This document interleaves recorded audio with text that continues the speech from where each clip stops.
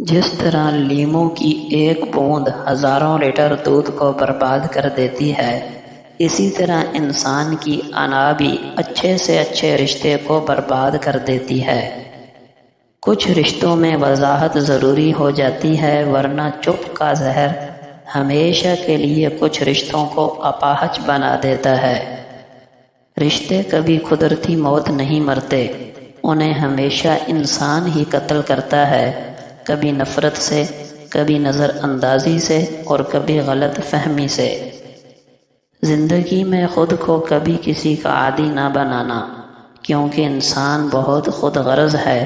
جب آپ کو پسند کرتا ہے تو آپ کی برائی بھول جاتا ہے، اور جب آپ سے نفرت کرتا ہے تو آپ کی اچھائی بھول جاتا ہے۔ اچھے انسان کی سب سے بڑی نشانی یہ ہے کہ وہ ان لوگوں کی بھی عزت کرتا ہے جن سے اسے کسی قسم کے فائدے یا مفاد کی توقع نہیں ہوتی۔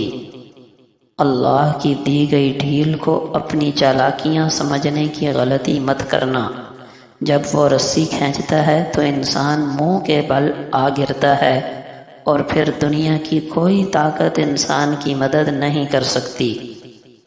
جس گھر میں عورت کی عزت نہیں اور عورت دکھی اور بدحال رہتی ہے، وہ گھر آج نہیں تو کل برباد ہو کر رہے گا۔ مت سوچیں کہ ہم نیک ہیں، اصل میں ہم بس خدا کے پردے میں ہیں۔ امام ابن تیمیہ رحمہ اللہ فرماتے ہیں، جس شخص سے حسد کیا جاتا ہو اس کے لیے سلامتی کی راہ یہی ہے کہ وہ حاسدوں سے اپنی نعمتوں کو چھپائے، جیسے حضرت یعقوب علیہ السلام نے اپنے لخت جگر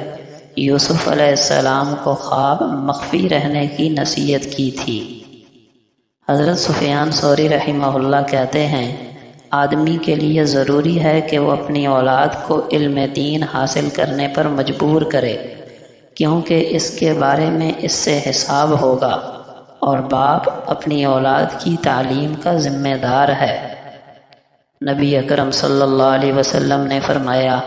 تقوی کے بعد مومن کے لیے نیک بیوی سے بہتر کوئی چیز نہیں۔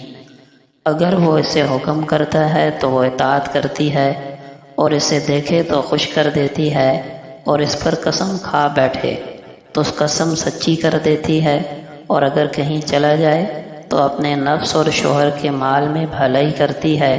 یعنی ان میں خیانت نہیں کرتی اور نہ ہی اسے ضائع کرتی ہے۔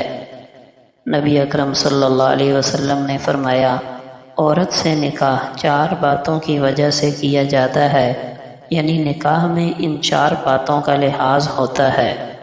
مال، حسب و نسب، حسن و جمال اور دین، پس تم دین والی کو ترجیح دو۔ نبی اکرم صلی اللہ علیہ وسلم نے فرمایا، جو کسی عورت سے اس کی عزت کی وجہ سے نکاح کرے گا، اللہ تعالیٰ اس کی ذلت میں ہی اضافہ کرے گا، اور جو کسی عورت سے اس کے مال کی وجہ سے نکاح کرے گا، اللہ تعالیٰ اس کی محتاجی ہی بڑھائے گا، اور جو کسی عورت سے اس کے حسب کی بنا پر نکاح کرے گا تو اللہ تعالیٰ اس کے کمینے پن میں اضافہ فرمائے گا، اور جو اس لیے نکاح کرے کہ ادھر ادھر نکاح نہ اٹھے اور پاک دامنی حاصل ہو یا صلہ رحمی کرے، تو اللہ تعالیٰ اس مرد کے لیے اس عورت میں برکت دے گا، اور عورت کے لیے مرد میں برکت دے گا۔